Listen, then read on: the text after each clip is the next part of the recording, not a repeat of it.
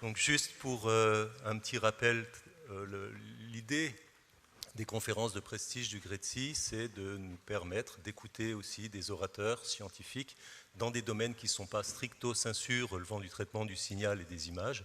Et cette année, donc, nous avons le plaisir d'accueillir Anne-Marie Lagrange, qui est astrophysicienne, directrice de recherche au CNRS, au LESIA, à l'Observatoire de Paris, professeure attachée à l'université PSL et chercheur associé aussi à l'IPAG à Grenoble. Anne-Marie est membre de l'Académie des sciences, donc je ne vais pas du tout faire la liste de l'ensemble des honneurs et prix qui ont émaillé sa carrière. Il y en a un que j'ai trouvé particulièrement séduisant en lisant un petit peu son parcours. C'est le choix qui a été fait par les élèves de son école primaire, celle où elle a fait ses premiers pas, de donner à leur école son nom. J'ai trouvé ça très joli, donc je me permets de le citer.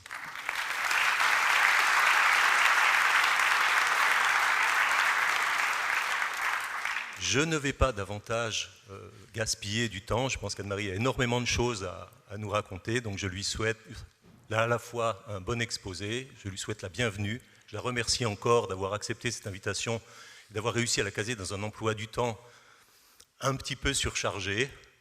Et je vous laisse la parole. Merci.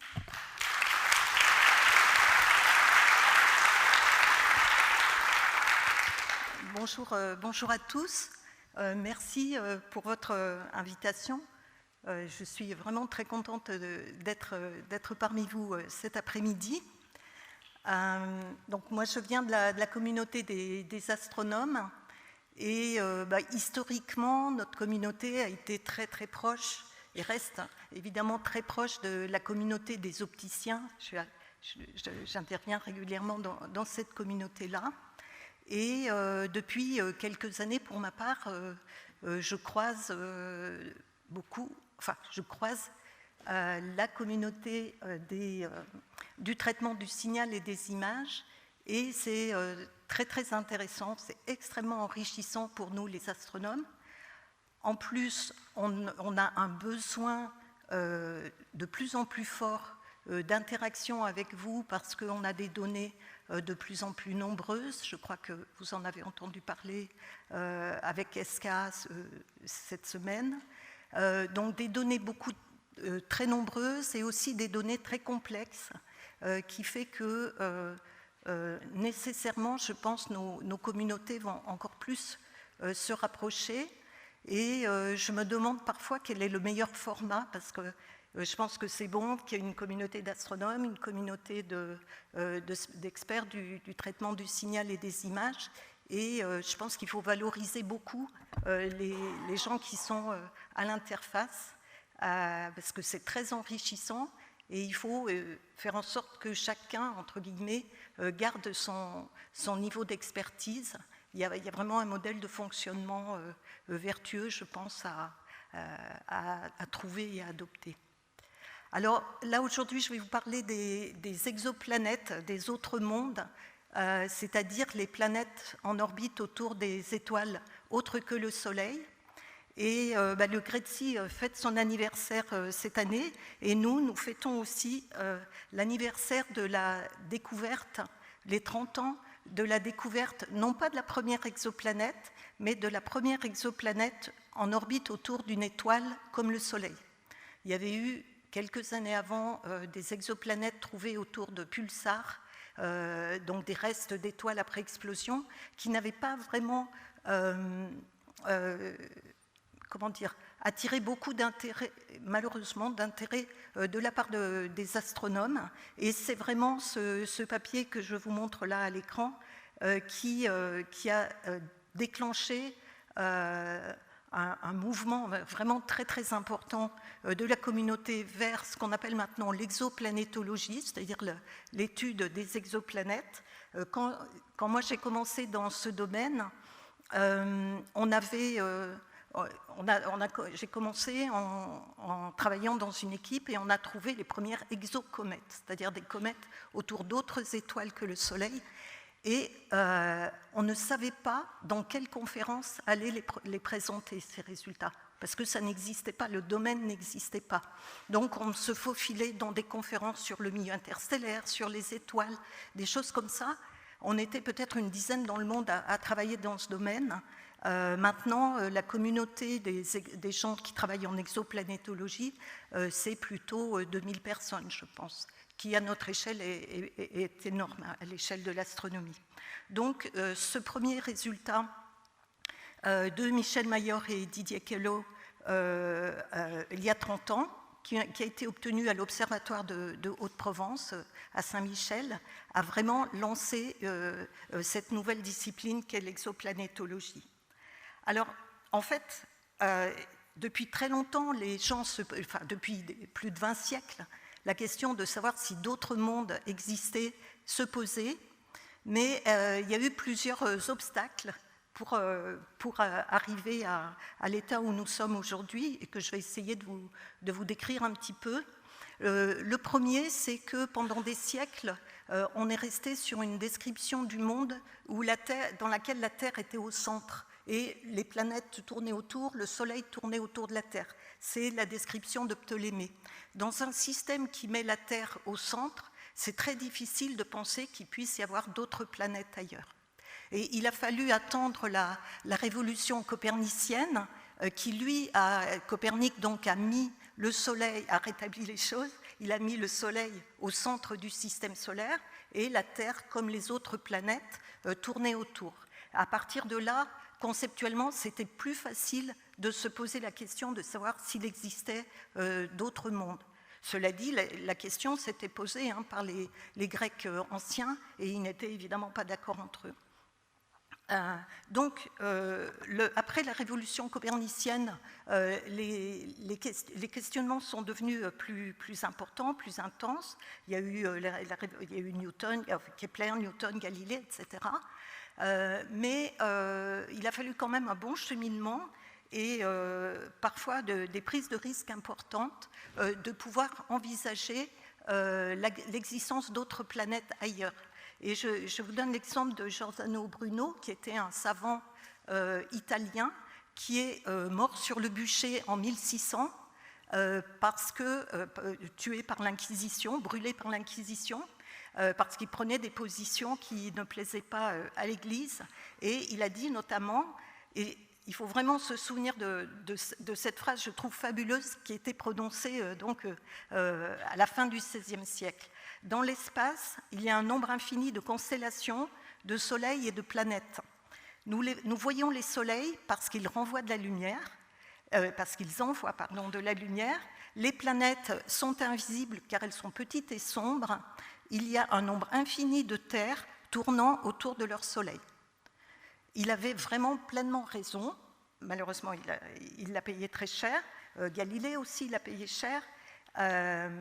Il avait profondément raison parce qu'effectivement, on sait maintenant que dans l'univers, déjà dans notre galaxie qui est représentée ici schématiquement, il y a des centaines de milliards d'étoiles et le Soleil et le système solaire le Soleil n'est qu'une étoile parmi beaucoup, beaucoup d'autres. Et ça, c'est dans notre galaxie, mais quand on prend l'univers à plus grande échelle, là, vous avez ici une image de James Webb, Space Telescope, qui représente en angle sur le ciel un grain de sable qu'on porterait à bout de bras. Donc vous voyez, l'épaisseur, la dimension angulaire de cet espace est tout petit, et pourtant il y a déjà plusieurs milliers de galaxies là-dedans. Donc, et vous en voyez un certain nombre ici, et avec le traitement d'image, on en sort beaucoup plus. Donc, vous voyez des milliers de soleils, et les planètes, disait Bruno, restent invisibles car elles sont petites et sombres. Et là, je vous montre cette image que je trouve très, très belle, très touchante. C'est l'image la plus lointaine qui a été prise de la Terre. C'était par une des sondes Voyager, qui était à l'époque à peu près à 6 milliards de kilomètres de la Terre, donc encore vraiment dans le système solaire, tout près de nous. Et vous voyez, la Terre, c'est ce qu'on appelle elle est au bout de la flèche, c'est ce qu'on appelle pale blue dot. C'est ce petit signal, et vous imaginez bien que quand on va beaucoup plus loin, elle va devenir encore plus faible. Le signal va devenir encore plus faible puisqu'il varie avec le carré de la distance. Alors, ça, c'est un problème. Les planètes sont peu brillantes, Bruno avait raison, Et un autre problème, c'est qu'elles sont par définition, une planète tourne autour d'une étoile, et il y a un très grand contraste, une très grande différence de brillance, de luminosité entre les planètes et l'étoile autour de laquelle elle tourne. Si on prend par exemple Jupiter autour du Soleil, qu'on le voit dans la proche banlieue du Soleil à une dizaine de parsecs, donc une trentaine d'années-lumière, le Soleil sera plusieurs millions de fois milliards de fois plus faible que le Soleil. Donc un grand contraste entre Jupiter et le Soleil, c'est encore pire avec la Terre, et aussi une très grande proximité angulaire qui fait que même avec les télescopes jusqu'à très récemment, ce n'était pas possible de résoudre, de voir vraiment ces fameux autres mondes. Et je donne souvent l'exemple d'une petite analogie. Voir une planète autour d'une étoile, c'est un peu comme si, depuis la Statue de la Liberté à New York, on essayait de voir un petit insecte de nuit qui tournerait autour d'un phare situé sur les côtes françaises.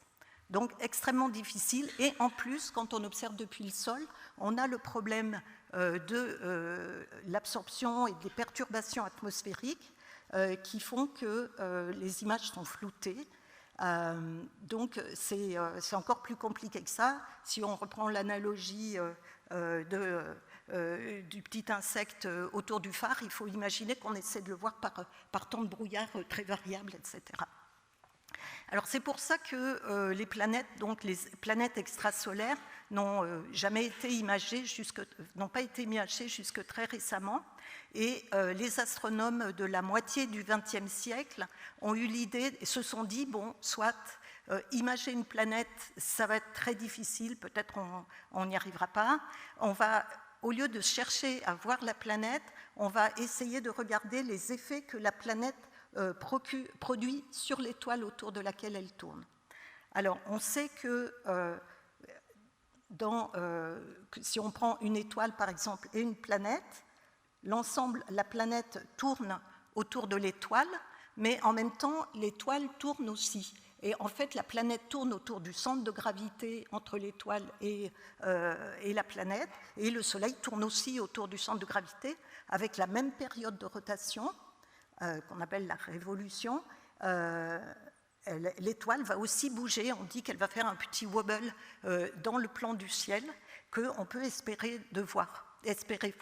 Et il y a un astronome hollandais dans les années 60-70 qui a cru voir un tel mouvement. Vous voyez là, c'est le mouvement qu'il a décomposé en 2 dimensions dans le plan du ciel, et il l'avait attribué à la présence d'une planète.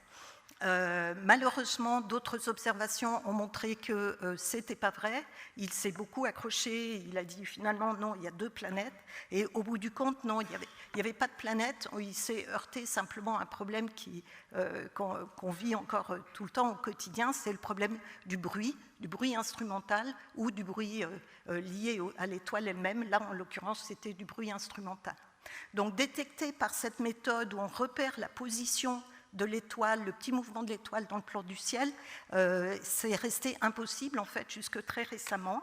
Et il y a maintenant un satellite Gaia qui a été lancé par l'Europe, l'ESA, il y a plusieurs années maintenant, en 1993, qui mesure tout le ciel avec une très très grande précision et qui nous permet sur lequel on travaille beaucoup en ce moment, qui nous a permis de détecter des planètes et de détecter aussi le potentiel de détection de ce satellite. On n'a pas encore toutes les données, mais là, ce qui est en vert, c'est toutes les données. Vous allez voir souvent ce diagramme où on représente la masse des planètes détectées en fonction de leur distance à l'étoile. Alors, pour vous donner une idée, Jupiter est à 5 unités... La Terre est à 150 millions de kilomètres du Soleil, on appelle ça une unité astronomique. Jupiter, lui, il est plus loin, à 5 unités astronomiques. Donc, les lois de Kepler nous disent que si la Terre tourne en 365 jours autour du Soleil, Jupiter, elle, va mettre 12 ans pour faire le tour du Soleil. Et avec donc ce télescope Gaïa, on a regardé parmi les 70 millions d'étoiles les plus proches du Soleil, celles qui étaient susceptibles d'avoir des compagnons de type planétaire. On en a 10 000. Ça ne veut pas dire qu'il y a 10 000 planètes, ça veut dire qu'il y en a 10 000 pour lesquelles il faut aller chercher des planètes. On appelle ça des candidats. Alors voilà, donc je vais vous faire de temps en temps des petits apartés en lien avec le traitement du signal et des images. Et là, le premier que je vais faire, c'est vous donner des exemples de difficultés qu'on a en fait quand on cherche des planètes et pour lesquelles c'est souvent c'est votre communauté qui peut vraiment nous aider à les résoudre. Donc là, vous savez, par exemple, simuler l'influence de Jupiter et Saturne sur le Soleil, si on le voyait à ici 5 parsecs, donc vraiment tout près. Et vous voyez que si on veut fitter les données sur des orbites qui ne sont pas complètement remplies, c'est difficile. En fait, là, en l'occurrence, on arrive à peu près à fitter l'orbite de Saturne. Il y a des petits résidus. Et ce qu'on voudrait, c'est voir si on peut utiliser ces résidus pour caractériser les planètes supplémentaires. Alors, je vous disais, par exemple, quand on veut fitter des données, mais qu'on n'a pas toute la période de la planète autour de l'étoile, vous voyez là, on fit juste un petit bout du mouvement de l'étoile dans le ciel et on a plein de dégénérescences qu'il faut qu'on arrive à caractériser. Donc ça, typiquement, c'est des problèmes auxquels nous nous confrontons et pour lesquels nous n'avons pas de belles réponses aujourd'hui. Donc le problème qu'on a ici, en fait, on a une couverture limitée temporelle par rapport à la période de la planète. Et on a un signal planétaire à retrouver avec la masse. Ce qu'on peut espérer retrouver, c'est la masse et c'est les 6 éléments orbitaux en 3 dimensions. Et en présence de bruit, soit de bruit instrumental, soit de bruit de mesure dans le cas précis. Donc c'est une des méthodes qui va, dans les années qui viennent, vous allez en entendre beaucoup parler.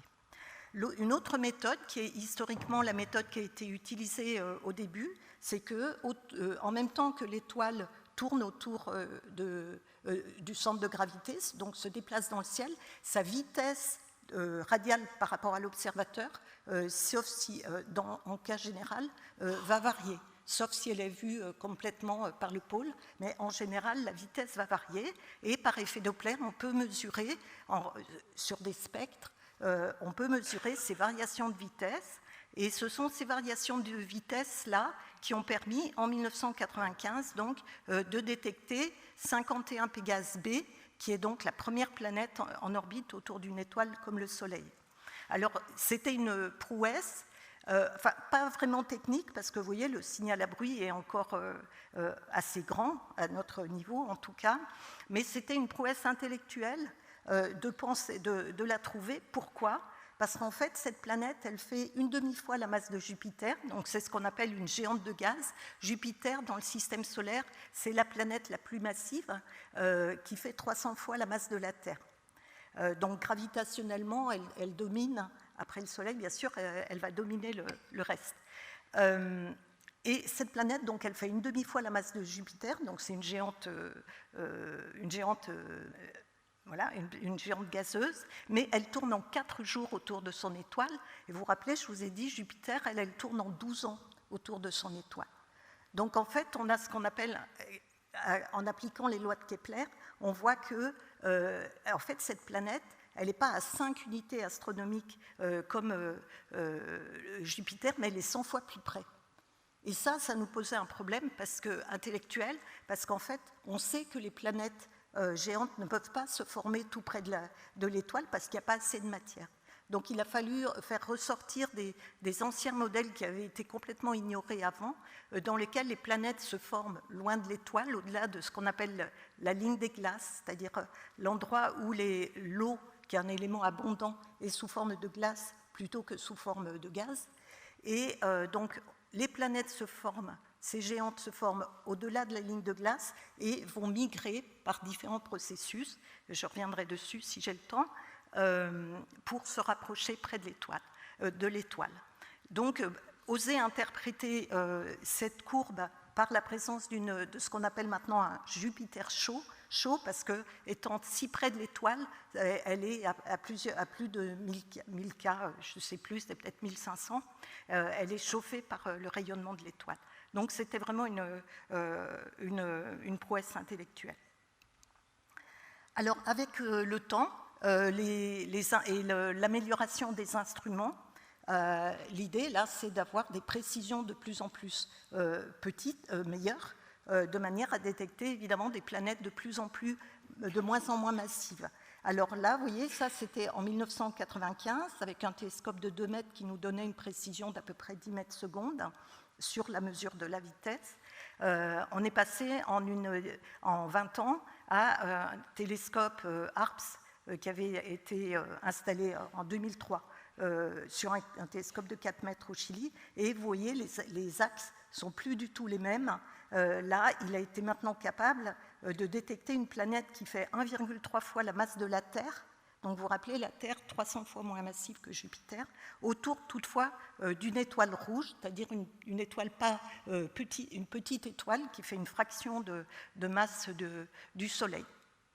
Et ça, évidemment, à chaque fois, il faut se battre contre le bruit. Et maintenant, voilà ce qu'on obtient sur ce même système de Proxima du Centaure, non pas une, mais 2 ou peut-être 3 planètes avec un spectrographe sur le télescope de VLT de l'ESO de 8 mètres de diamètre. Donc vous voyez des précisions meilleures, de plus en plus affinées. Alors jusqu'à quel point on peut aller? Vous avez tout de suite, vous avez compris, c'est un problème de signal à bruit et d'extraction du signal et de l'interprétation. Là, il y a eu, vous voyez, un exemple d'une détection qui avait été annoncée autour de Alpha du Centaure par un collègue qui avait essayé de modéliser les bruits, etc. Et en fait, ce qu'il a modélisé, la détection n'a pas été confirmée, c'était du bruit.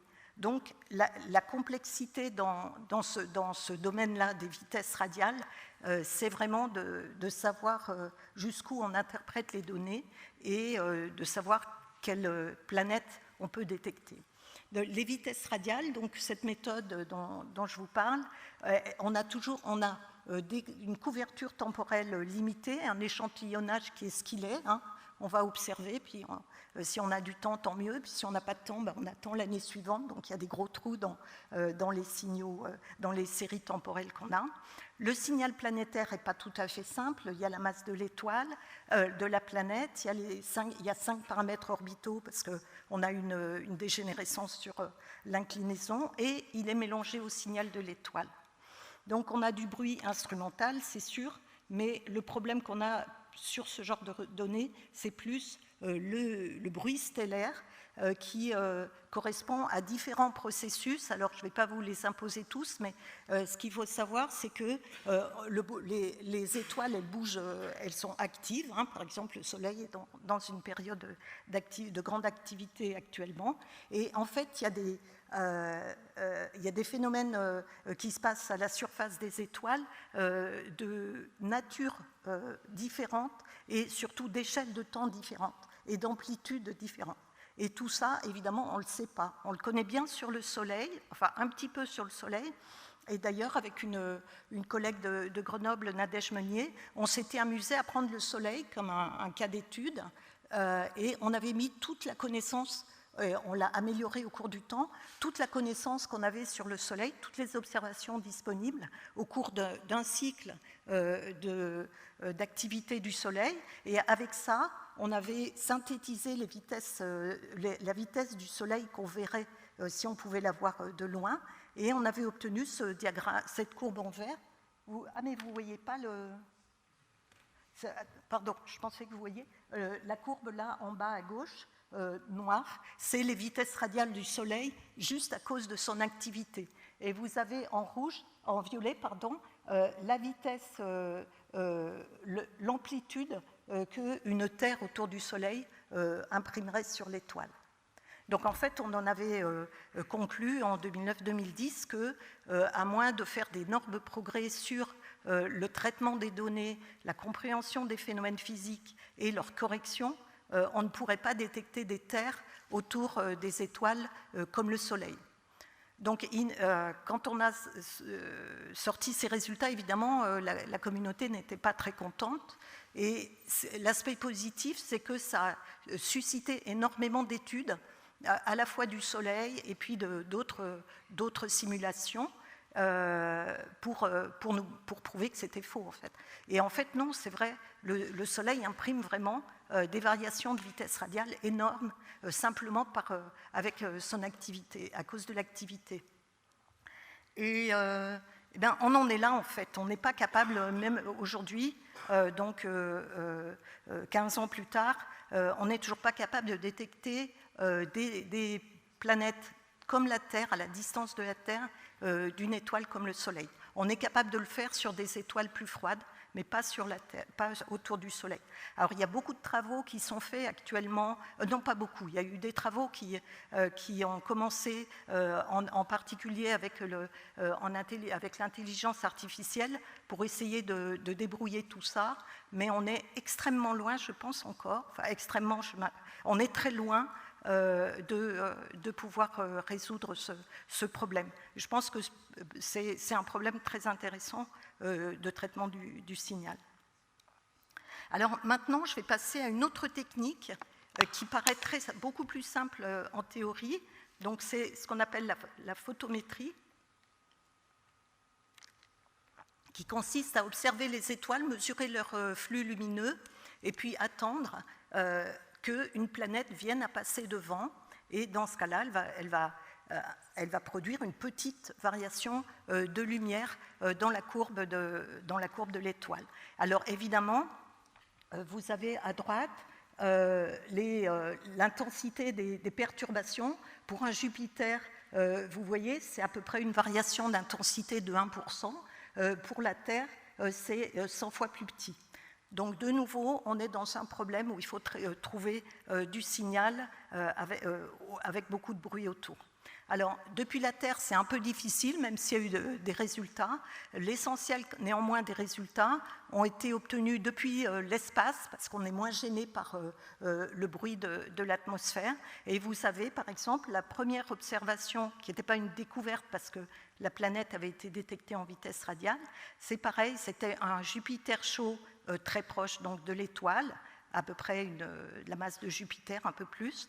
Et quelques années après, avec le satellite américain Kepler, on avait un rayon terrestre, cette fois-ci,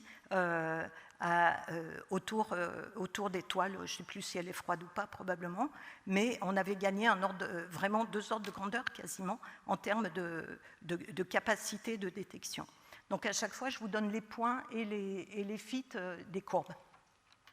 Donc en termes de traitement de données, on est dans un cas un peu différent là, où on a des gros échantillons d'étoiles, des centaines de milliers d'étoiles.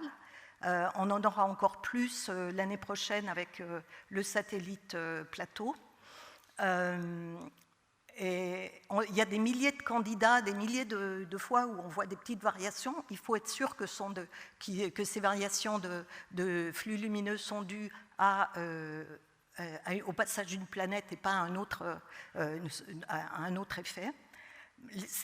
Formellement, ça me paraît plus simple parce que là, on a juste, entre guillemets, un signal planétaire à mesurer avec comme paramètres la période, la profondeur et la durée au premier ordre. Donc c'est plus simple de ce point de vue-là que les vitesses radiales. Mais on a aussi, bien sûr, les problèmes liés aux variations instrumentales qui peuvent être importantes, aux variations de l'étoile elle-même qui peuvent aussi être importantes, à la confusion, aux faux positifs, etc. Et ça a un impact important sur la détection des petites planètes, des exotères. Je vais vous parler souvent des exotères parce que c'est un de nos buts à nous, astronomes, de trouver des analogues à la Terre autour d'autres étoiles.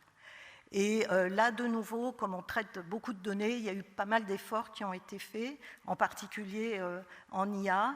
Mais encore une fois, c'est absolument indispensable de l'utiliser, en particulier, ça va l'être avec le satellite de l'ESA Plateau. Mais en termes de capacité de détection, c'est encore assez limité par rapport à ce que peut faire ce que peuvent faire les gens à l'œil. C'est ça qui est curieux. Pour les observations, il y a 150 000 personnes qui se sont amateurs, en fait, qui participent à l'analyse des données Kepler et TESS, donc les deux plus gros satellites, et qui ont trouvé plein de planètes à l'œil, après du traitement de données, hein, bien sûr. Mais il y a encore du travail à faire en IA pour arriver à être performant. Alors souvent, dans la presse, vous allez voir ça, des belles images comme ça. Donc là, vous avez une belle planète. Ici, vous avez même plusieurs planètes, en fait, là. Et en fait, il faut faire attention, il faut creuser. Ce ne sont pas des vraies images, ce ne sont pas des vraies planètes. La réalité, c'est ça.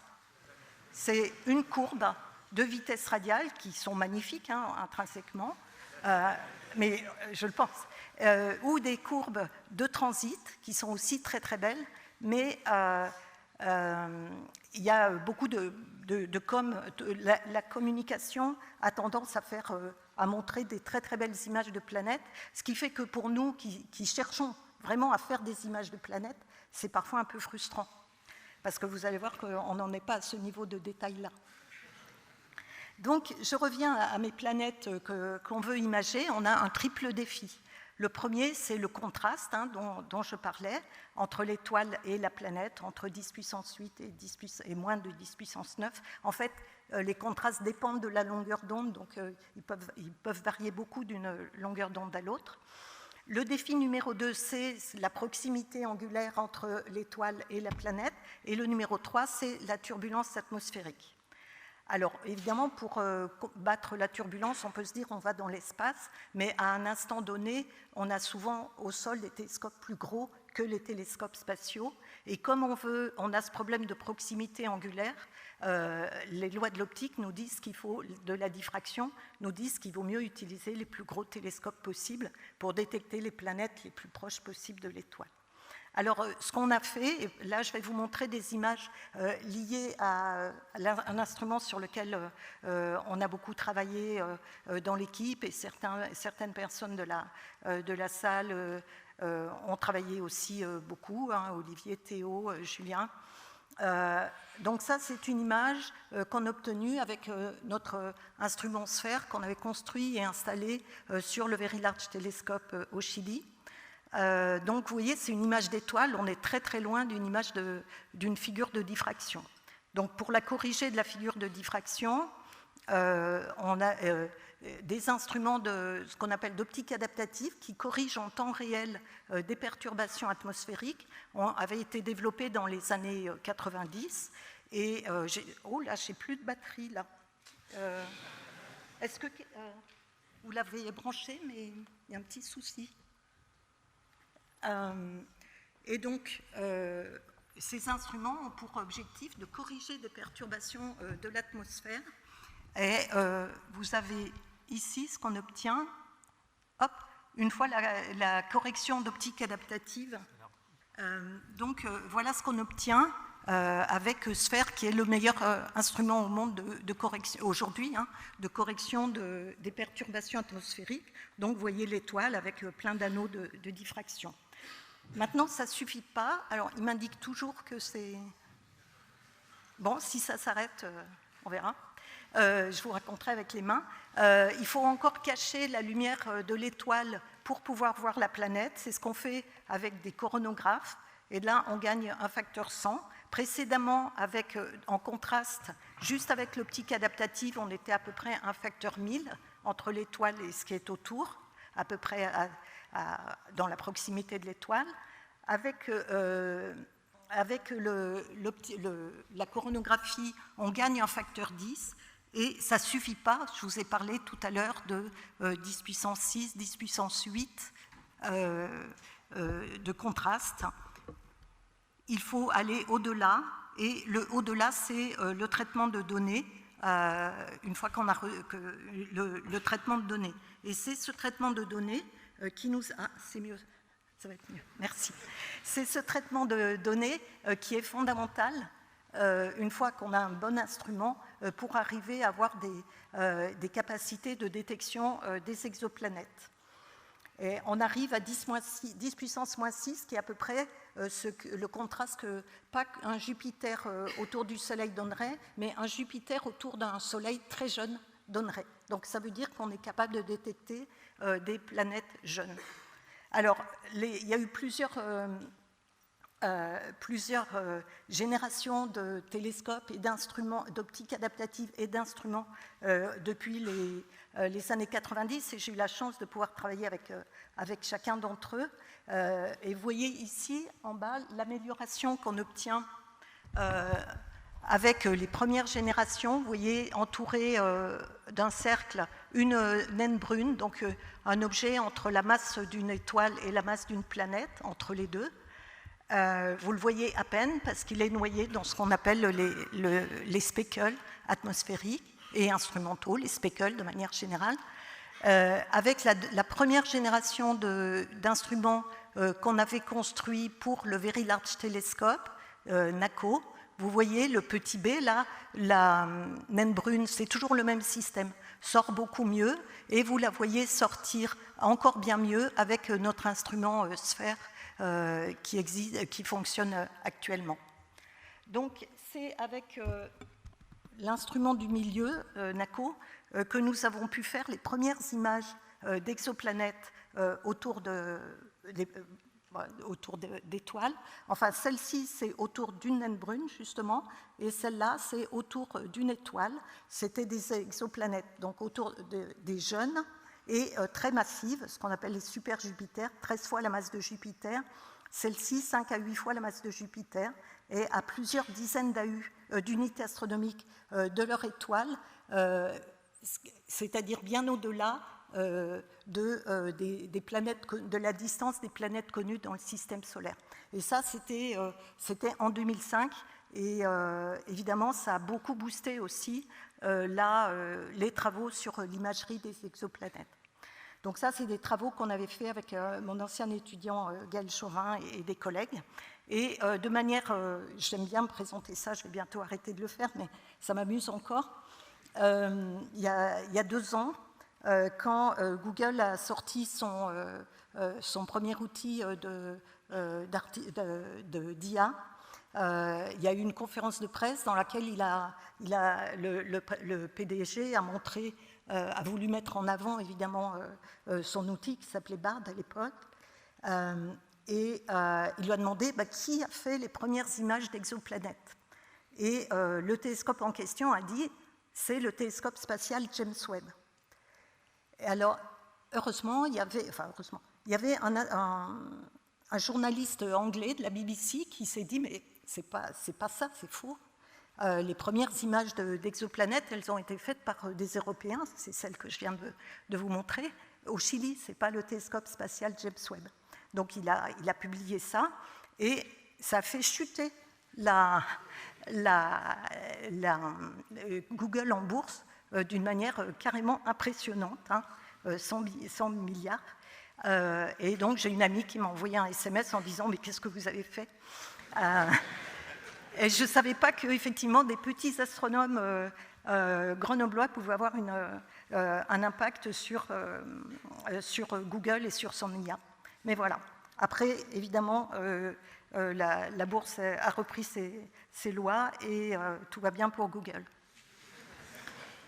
Alors, après, donc, ces images d'exoplanètes, vous voyez, elles sont beaucoup moins... C'est le petit point rouge, là. C'est beaucoup moins spectaculaire que ce que vous avez dans la presse, mais ce sont des vraies images, des vrais photons qui viennent de la planète elle-même et pas d'un dessinateur ou d'un illustrateur. Avec ces informations, on peut coupler l'imagerie à la spectroscopie et obtenir des spectres que vous voyez là, comme celui-là pour AB Pictoris B. Vous voyez des spectres qui nous montrent que dans l'atmosphère de cette planète, il y a par exemple de l'eau et du monoxyde de carbone. Donc on commence à pouvoir, à distance, sonder les atmosphères de ces planètes.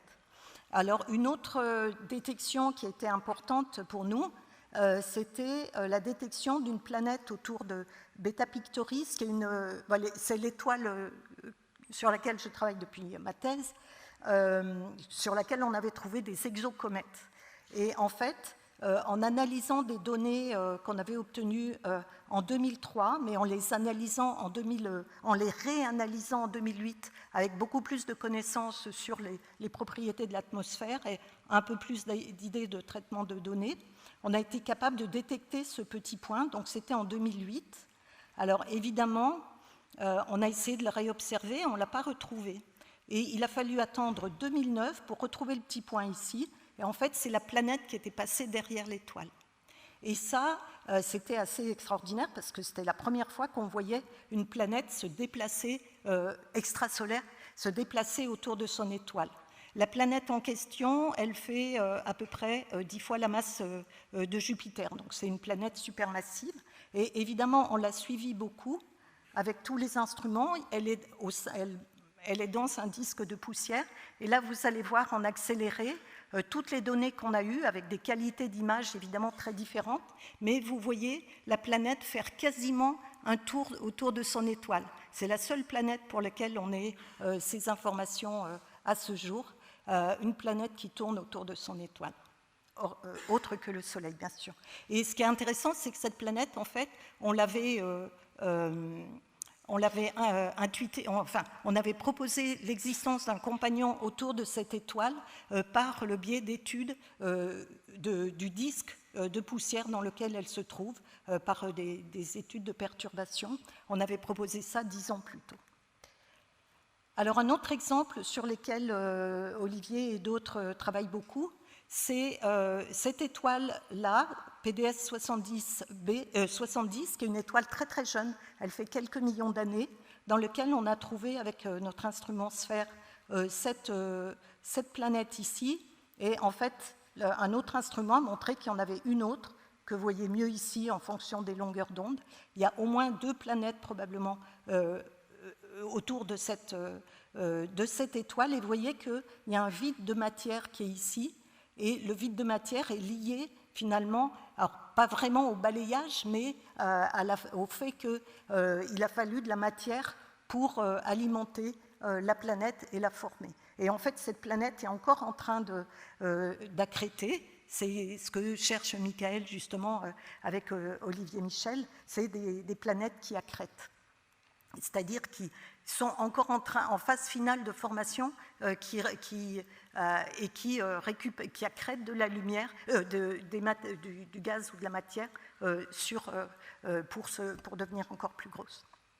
Donc voilà, ça sont une image JWST James Webb donc, du système. Donc c'est pas spectaculaire quand on la voit comme ça, mais ce qui est très intéressant, c'est qu'il a été capable de détecter de l'eau et du dioxyde de carbone dans le disque de poussière que vous voyez très bien ici, vu avec l'interféromètre ALMA dans les ondes millimétriques. Donc plein de nouveaux résultats avec notre instrument sphère notamment, et maintenant avec James Webb, à la fois sur les planètes en imagerie et sur les disques dans lesquels elles se trouvent. Alors, du point de vue de la problématique, le signal planétaire, c'est très simple, hein, c'est une position XY et un flux, mais ce qui va nous limiter, c'est la résolution spatiale du télescope et les bruits. Dans le bruit, il y a plein de bruits de différentes origines. Le bruit de fond du ciel, si on travaille dans le domaine thermique, des longueurs d'onde thermiques, des aberrations optiques qui ne sont pas corrigées par l'optique adaptative, des spécules statiques ou quasi-statiques, donc des spécules qui restent à des échelles de temps différentes, le signal résiduel de l'étoile, parce qu'on l'a bien vu, le cornographe n'efface pas tout le signal de l'étoile, même si on en enlève une bonne partie, et bien sûr les conditions d'observation.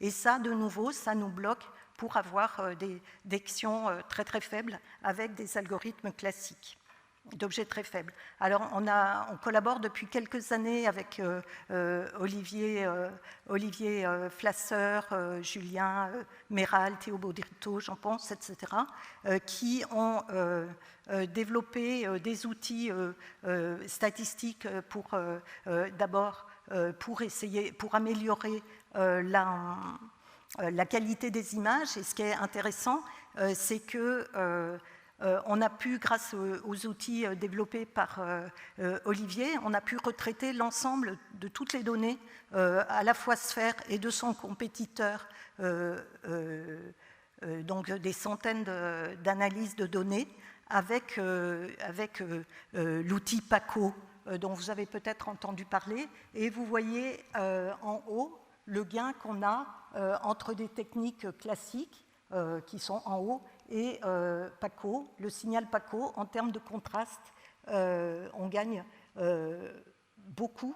Et ça dépend de la longueur, de la distance à l'étoile, bien sûr. Hein. Là, vous avez le contraste des planètes détectables en fonction de leur distance à l'étoile. Mais ce gain est très, très important. Ça nous a permis de détecter des objets très intéressants avec Sphère. Et le signal est traité de manière très différente. Et là, je vous ai mis en haut à droite, c'est un petit clin d'œil pour Olivier. C'est que, en fait, maintenant, avec les traitements PACO, les données réduites ne deviennent pas un peu boring, un peu plates, quoi. Il ne se passe pas grand-chose, sauf les fois où on a de la chance et on a un petit point comme celui qui est là-bas en haut à droite dans l'image. Et là, on est tout excité parce que ce petit point, là, il se trouve que c'est une planète qu'on a trouvée, identifiée il y a 2 jours. Donc, je me suis empressée de la rajouter sur la slide.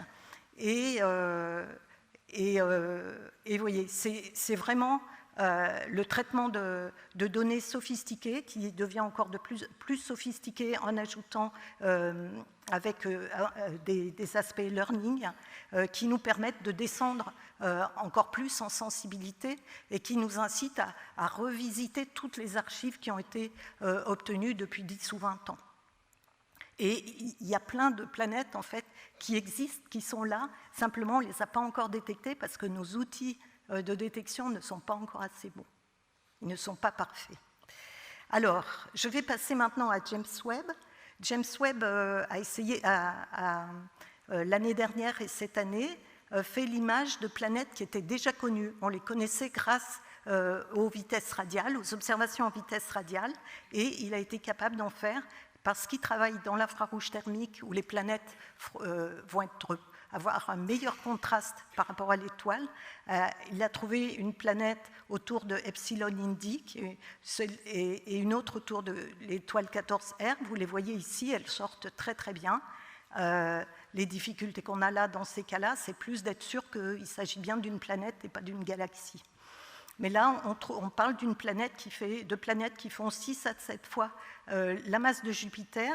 Mais je vous la montre quand même un petit peu. Je passe une slide sur cette planète-là de gauche, parce qu'en fait, cette planète, on la connaissait, on l'avait détectée en vitesse radiale, notre équipe et une autre équipe d'ailleurs, et on l'avait caractérisée.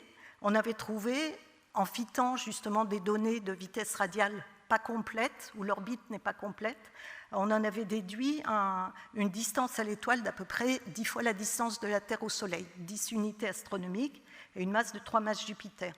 Maintenant, en ajoutant comme contrainte supplémentaire les données James Webb, où on est capable de dire la planète est là en projection, hein, évidemment, sur le ciel, on a réanalysé les données. C'était Elisabeth Mathieu qui a l'idée, c'est les observations et l'analyse de données d'ailleurs, en fitant à la fois les données d'imagerie, les données de vitesse radiale et des informations astrométriques en utilisant des données d'astrométrie Gaïa et du satellite précédent Hipparcos. Et en fait, maintenant, on voit que la planète est à 30 unités astronomiques. Donc ça illustre bien les problèmes qu'on a quand on veut fitter des orbites qui ne sont pas complètes, quand on n'a pas assez de temps, de base de temps. Mais il y a quand même des choses à sortir. Ça ne veut pas dire qu'il ne faut rien faire, mais il faut le sortir et travailler mieux. Alors maintenant, je reviens à l'imagerie après cette parenthèse James Webb. Et là, je vous montre l'image de la première découverte James Webb d'une planète. Donc là, c'est une planète qui n'existait pas avant, qu'on ne connaissait pas, et qu'on a trouvé très récemment. Alors, c'est dans cette image-là, de gauche, James Webb. Vous avez des galaxies de champ, des étoiles de champ qui sont là par effet de projection, plus le petit point en haut à droite qui s'appelle TWA7b. TWA7, c'est le nom de l'étoile, et B, c'est parce que c'est la première planète trouvée autour de cette étoile. Et bon, on a beaucoup, évidemment, il faut pas mal d'énergie et de temps. Enfin, c'est assez compliqué de retirer le signal de l'étoile. Là, tout paraît super propre, super simple, mais il y a un petit peu de travail derrière. Et ce qui est très intéressant pour cette planète, hormis le fait que c'est la première planète James Webb, c'est que c'est une planète qui fait 0,3 fois la masse de Jupiter, donc elle est 10 fois moins lourde que toutes les planètes imagées connues jusqu'à aujourd'hui. Donc ça fait vraiment un bond important en termes de capacité de détection, je reviendrai dessus.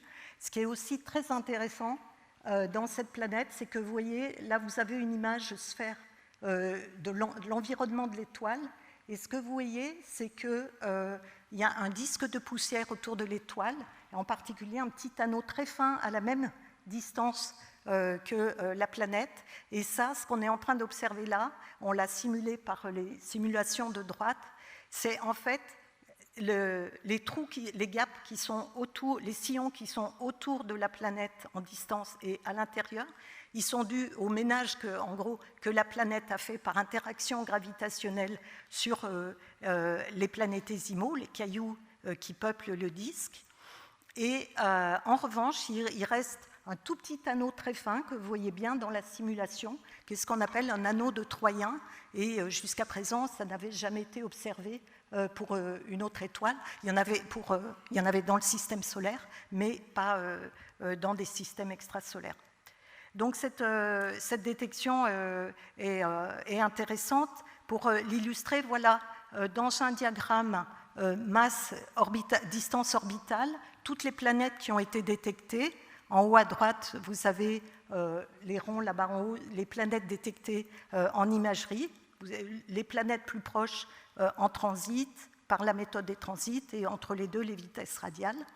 Et pour les planètes imagées là, TWA7, elle vient se mettre à l'endroit là, vous la voyez. Donc vous voyez qu'on est en train on va pouvoir, ça ouvre, disons, un champ d'observation dans un domaine de planètes qu'on ne connaissait pas. Alors voilà où on en est rapidement, parce que j'ai dépassé mon temps, je pense. On a observé à peu près 6000 exoplanètes, beaucoup de systèmes multiples, et on a trouvé des classes de planètes, c'est ça qui est amusant, qui n'existent pas dans le système solaire. Les fameux Jupiter chauds dont je vous ai parlé, les super Jupiter très loin, dont on a parlé aussi, qu'on voit en imagerie, mais aussi des mini-Neptunes ou des super-Terres, c'est-à-dire des planètes de masse entre la masse de la Terre et celle de Neptune. Et on a trouvé aussi des planètes vraisemblablement glacées et des planètes rocheuses aussi, ça on en a dans le système solaire. Donc une grande diversité d'exoplanètes, et comme je vous ai dit, on n'a pas du tout exploré jusqu'à maintenant. On a aussi une grande diversité dans les distributions des excentricités des planètes, c'est-à-dire contrairement aux planètes du système solaire, elles ne tournent pas toutes quasiment sur des orbites circulaires. Et une grande diversité désolé, il va y avoir du bruit, mais c'est très joli. Ça, ce sont les planètes qui ont été détectées par le satellite Kepler. Je pensais avoir coupé le son. Tous les systèmes planétaires découverts, et vous allez voir que les architectures sont très différentes.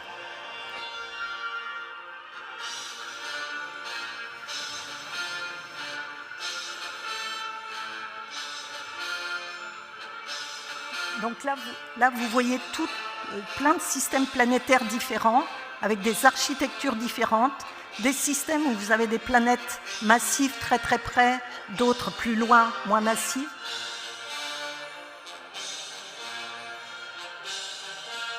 Et je vais arrêter. Et tout ça, ça vous montre en fait que l'architecture du système solaire, il y a beaucoup de diversité par rapport à cette architecture-là. On ne sait pas encore, on n'a pas encore d'exemple vraiment du système solaire, de systèmes planétaires extrasolaires semblables au système solaire. Donc, il faut savoir s'il est s'il est rare ou s'il est au contraire très commun, on n'en sait rien. En tout cas, toutes ces observations nous indiquent que les planètes se forment éventuellement avec des processus physiques différents, les planètes géantes. Donc je ne vais pas entrer là-dessus, mais en gros, soit elles se forment par accrétion de gaz sur un noyau, soit par instabilité gravitationnelle dans un disque, et là, ça s'effondre tout ensemble, soit comme une formation d'étoiles, où on forme à l'intérieur d'un nuage moléculaire qui s'effondre 2 corps plutôt que 1. Alors, voilà. Alors, ça nous montre aussi la présence des Jupiters chauds ou au contraire des planètes très lointaines, nous montre que la genèse des systèmes planétaires est tout sauf tranquille.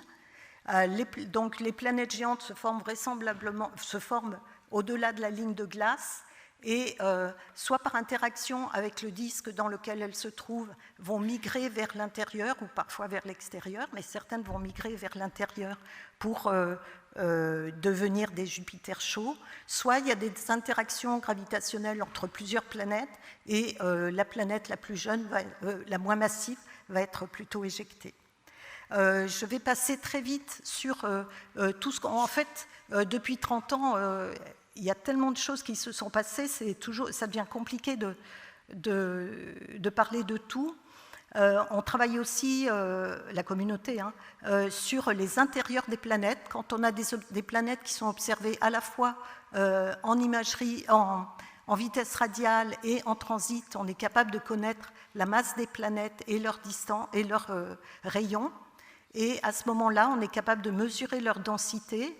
Et à partir de la densité, on est capable de dire si ces planètes sont plutôt avec un cœur, on est capable de donner des informations sur leur composition de manière encore assez grossière, mais on peut savoir si la planète, par exemple, est riche en éléments plutôt lourds, en fer, en choses comme ça, ou au contraire est plus semblable à des planètes dominées par une densité semblable à l'eau. Donc des informations sur les intérieurs des planètes, sur les atmosphères bien sûr, en particulier avec James Webb. Donc je ne vais pas toutes les décrire, mais à droite vous avez des spectres obtenus par James Webb de planètes là qui sont sous la masse de Neptune, donc, ou des super-terres. Et là vous voyez qu'il y a une diversité énorme qu'on interprète, qui pose... C'est compliqué, on ne sait pas encore pour l'instant expliquer cette diversité. Ce qu'on sait, c'est qu'il y a des planètes pour lesquelles on ne voit rien, même si on y passe beaucoup de temps, simplement parce qu'il y a des brouillards à la surface de l'atmosphère qui font qu'on ne voit rien en dessous. Le futur maintenant, et je finis dans 2 minutes, on veut comprendre encore plus les détails de la formation planétaire. On veut explorer la diversité, on n'a pas fini, là vous voyez, il y a toute une partie en dessous de la courbe rose qui n'est quasiment pas explorée. On veut savoir si le système solaire est unique ou pas, et on voudrait détecter des exotères. Alors, la question qui se pose aujourd'hui, à mon avis intéressante pour nous astronomes, c'est quelles sont les étoiles qu'il faut regarder pour trouver peut-être des exotères. Alors, il y a eu le concept de zone habitable qui a été trouvé, c'est qu'il faut trouver, qui a été mis en avant, c'est que si on veut chercher sur Terre, il y a de l'eau liquide, qui est, pense-t-on, indispensable à l'émergence de la vie. Et du coup, l'idée, c'est déjà de chercher dans des planètes qui sont dans la zone où l'eau n'est pas sous forme de glace, donc trop loin, ou pas sous forme de gaz, mais sous forme d'eau liquide. C'est ce qu'on appelle la zone habitable. Alors, il ne faut pas penser que ça veut dire que les planètes sont habitées. Et là, il y a un papier qui vient de sortir, très intéressant, qui regarde en fonction de l'irradiation de l'étoile en particulier, et qui montre que plein de planètes de la zone habitable, en fait, ne pourraient pas entretenir une atmosphère. Donc, c'est des choses qui sont en cours de réflexion actuellement. Il faut qu'on avance beaucoup sur quels sont les meilleurs candidats. Pourquoi je dis ça? Parce que quand on aura la possibilité technique de regarder les atmosphères d'exotères, de terres semblables, enfin de planètes semblables à la Terre, ça va prendre tellement de temps qu'il y en aura très peu qui seront observés. Donc il ne faut pas se tromper, il faut pointer les télescopes sur les meilleurs candidats. Après, la question, c'est comment les trouver, quelles sont les signatures de vie qu'on va pouvoir espérer trouver. Et là encore, c'est très compliqué. L'image simple d'il y a 20 ans qui était de dire on regarde si ça ressemble à l'atmosphère de la Terre ou l'atmosphère de la Terre. On sait maintenant que c'est plus compliqué parce que ça bouge avec le temps normalement. Maintenant on le sait. Donc c'est des choses qui font l'objet de beaucoup de recherches actuellement. Et je vais finir avec cette slide-là qui vous montre le futur, en particulier pour les plus jeunes de cette assistance. J'espère que vous travaillerez là-dessus. Alors, le télescope spatial James Webb à gauche, ce n'est pas le futur, c'est maintenant. Le télescope Plateau, dont j'ai parlé tout à l'heure, de l'ESA, qui va être lancé l'année prochaine, qui va observer 1 million d'étoiles, je crois, pour chercher des petites planètes en transit. Le satellite Ariel, qui lui fera de la spectroscopie, étudiera donc les atmosphères de certaines de ces planètes. Un de nos grands projets, actuellement en cours de construction, l'Extremely Large Telescope, télescope de 39 mètres de diamètre, qui est en train d'être installé au Chili actuellement, qui aura sa première lumière vraisemblablement en 2030, on ne sait pas très bien, mais dans ces eaux-là. Et avec 39 mètres de diamètre, vous imaginez la puissance de la surface collectrice qu'il va avoir et la résolution spatiale qu'il va fournir. Donc là, si vous imaginez un ELT, donc ce télescope muni d'une très bonne optique adaptative et de très bons coronographes, on pense qu'il sera possible de faire des images, peut-être pas de Terre, mais de super-Terre rocheuses, qui seraient vraiment... et faire l'étude des atmosphères, bien sûr, ce qui sera un pas considérable. Et le dernier instrument dont je vais parler, c'est le projet Habitable World Observatory de la NASA, qui est un projet, on ne sait pas quand il verra le jour, mais qui serait dédié à l'observation d'une vingtaine ou trentaine de systèmes les plus intéressants, ceux dont je parlais, pour chercher des signatures de vie dans des planètes semblables à la Terre. Voilà, et avec cette vision un petit peu du futur à quelques années ou quelques décennies, je vous remercie.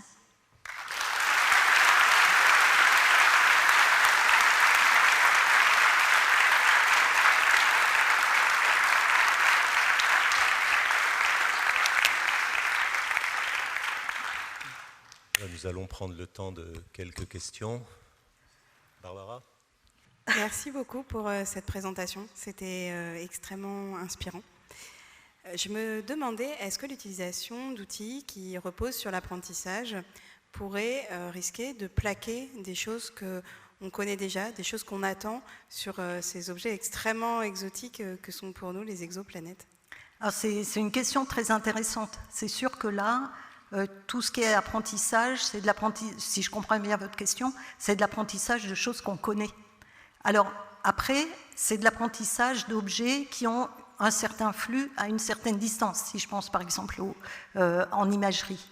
Après, si on trouve des objets qui ont des flux très bizarres, Ça ne veut pas dire qu'ils sont faux, ça peut permettre de détecter des objets qui n'existent pas, qui sont différents.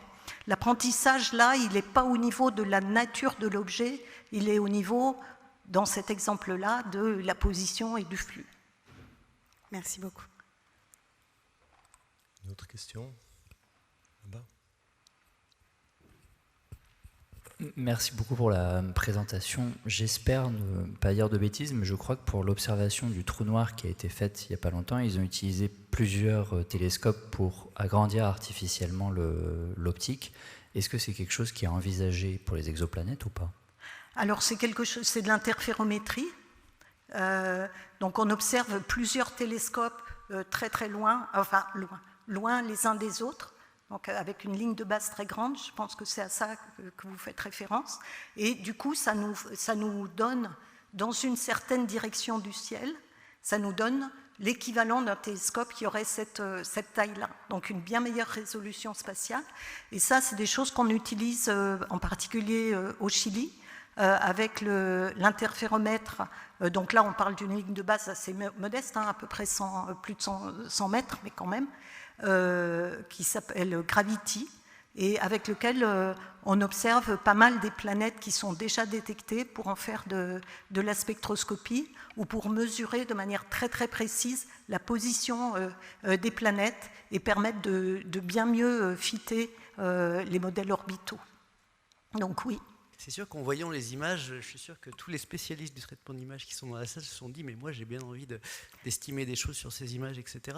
Et donc ça appelle à l'interdisciplinarité. Et en commençant votre exposé, vous avez eu un propos liminaire que j'ai trouvé très intéressant en disant il faut dans l'interdisciplinarité que chacun reste expert de sa discipline. Et du coup ma question c'est comment vous imagineriez quelle structure ou qu'est-ce qui pourrait être mis en place pour que justement l'interdisciplinarité puisse se faire dans lequel chacun reste l'expert de sa discipline, mais où il y a un vrai transfert de compétences algorithmiques et de compréhension du problème, etc. Vous avez dit, il faut des actions très transverses. Alors il y en a par exemple dans le domaine des exoplanètes au sein du PEPR Origine, qui rassemble des astronomes et des spécialistes du traitement du signal et des images. Je me demande encore quel est le meilleur modèle, parce que, moi je crois beaucoup aux travaux interdisciplinaires où chacun reste quand même, entre guillemets, dans sa communauté ou très proche de sa communauté pour bénéficier des dernières connaissances et participer aux dernières connaissances. Je me demandais en fait, parce que nous dans les labos, par exemple, on a des opticiens.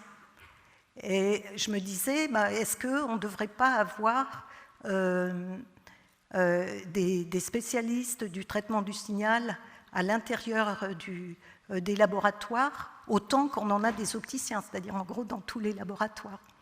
Et alors il y a des fois où ça se passe très bien, enfin pour Olivier par exemple ça se passe très bien, mais est-ce que c'est ça le modèle qu'il faut de manière générale? Je crois que ce qui est important c'est de rester quand même très très soudé, très très implanté dans sa communauté.